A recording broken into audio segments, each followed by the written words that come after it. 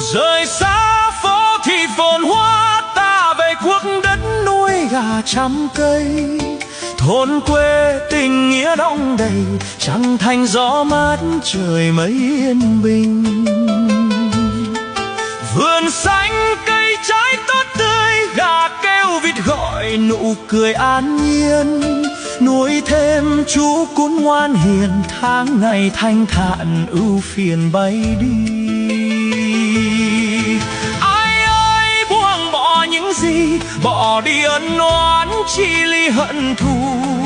Ngày sang ta vẫn cần cù, trăm hoa đua nở đủ đầy yêu thương.